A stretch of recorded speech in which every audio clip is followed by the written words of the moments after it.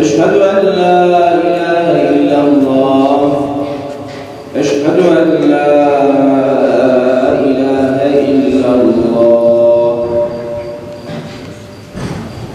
أشهد أن محمدا رسول الله أشهد أن محمدا رسول الله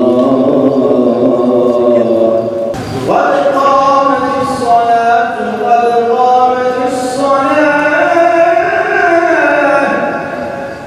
الله أكبر الله أكبر لا إله إلا الله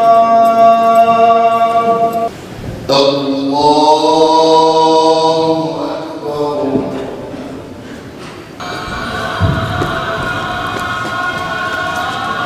بسم الله الرحمن الرحيم الحمد لله رب العالمين الرحمن الرحيم مالك يوم الدين قل أرأيتم إن أصبح ماؤكم غورا فمن يأتيكم بماء معين الله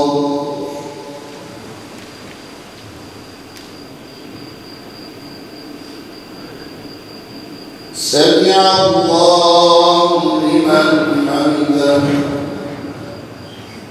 الله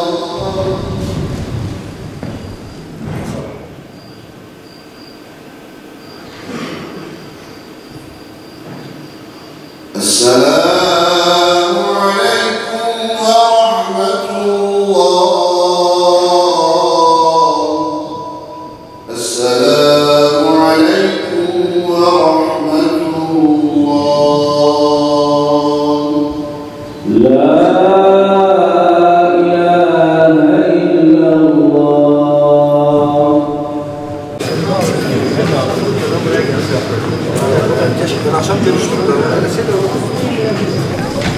Bismillahirrahmanirrahim. Değerli basın mensupları, kıymetli hazirun.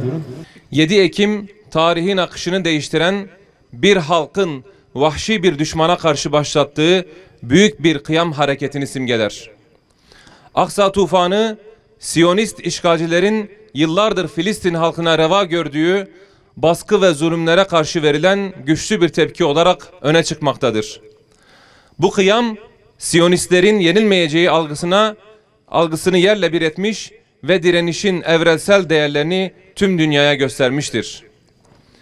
Diyarbakır İslami Sivil Toplum Kuruluşları olarak önemli bir dönüm noktası olan Aksa tufanının yıl dönümünde direnişi anmak ve Filistin ile Lübnan'daki soykırımı hatırlatmak amacıyla 6 Ekim Pazar günü büyük bir yürüyüş ve 7 Ekim Pazartesi günü de büyük bir konvoy düzenliyoruz. Filistin topraklarında süregelen adaletsizlikler ve zulümler sadece bölgedeki halkları değil, tüm insanlığı etkilemektedir. Bizler bu zulme karşı sesimizi yükseltmek ve Siyonist katillere karşı direniş gösteren kahramanlarla dayanışma içinde olmak için bir araya geliyoruz. Yürüyüşümüz ve konvoyumuz yalnızca bir anma etkinliği değil, aynı zamanda uluslararası topluma çağrıda bulunma ve adalet arayışında bir duruş sergileme fırsatıdır. Filistin halkının özgürlük mücadelesi, evrensel insan hakları mücadelesinin ayrılmaz bir parçasıdır. Bizler bu mücadelede yan yana durarak Siyonist zulmün son bulması için sesimizi yükselteceğiz. Tüm halkımızı bu yürüyüşe ve konvoy programlarına katılmaya davet ediyoruz. Gelin birlikte umutlarımızı ve hayallerimizi paylaşalım. Siyonizmden arındırılmış bir gelecek için adımlarımızı birleştirelim. Unutmayalım ki birlikten doğan güç her türlü adaletsizliğe karşı direnişin temelini oluşturur. Allahümme ensur men nasara din vahzul men khazelel muslimin. Allahümme ensuril ciyuşel muslimin. Allahümme ensuril ciyuşel al-qassam. اللهم انصر العساكر الموحدين اللهم انصر المسلمين المستضعفين المجاهدين في غزة وفي فلسطين وفي لبنان وفي المسجد الأقصى وفي القدس وفي كل مكان على المعتلين والكافرين والظالمين والفاسقين يا رب العالمين. اللهم احفظ المسلمين المستضعفين في المشارق الأرض ومغاربها يا رب العالمين. اللهم ثبت أقدامهم اللهم كن معهم اللهم وحد صفوفهم اللهم واربط على قلوبهم اللهم أعز الإسلام والمسلمين اللهم أذل الشرك والمشركين واليهودين وعداءك وعداء الدين يا رب العالمين. لا تذر على الأرض من اليهود وأنصارهم وأصدقائهم diyara ya Rabbel Alemin. Bizleri bu seher vaktinde Gazze'li kardeşlerimiz için, Filistin'deki kardeşlerimiz için bir araya getiren Rabbimize hamdü senalar olsun. Ey güç ve kudret sahibi, ey yüceler yücesi, ey şerefli arşın sahibi, ey dilediğini yapan yüce Rabbim, senden izzet istiyoruz.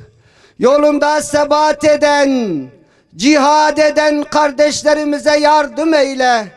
Onlara güç ve kuvvet ver Allah'ım. Sana şikayet ediyoruz. Onları Kahhar isminin tecellisiyle kahru perişan eyle ya Rabbi. İlahi ya Rabbi, onlara büyük bir lanet ile lanet et. Onlar azdılar, kibirlendiler, kardeşlerimizi katlettiler, Mescid-i Aksa'mızı kana buladılar. Sen de işgalci ve soykırımcı İsrail devletini yerle bir eyle ya Rabbi. Ey alemlerin Rabbi olan Allah'ım, satılmış sözde Müslüman liderleri de sana şikayet ediyoruz. Onları ıslah eyle. Olmuyorlarsa kahru perişan eyle. Saltanatlarını yerle bir eyle. Yerlerine muhlis ve muslih kullarını varis eyle.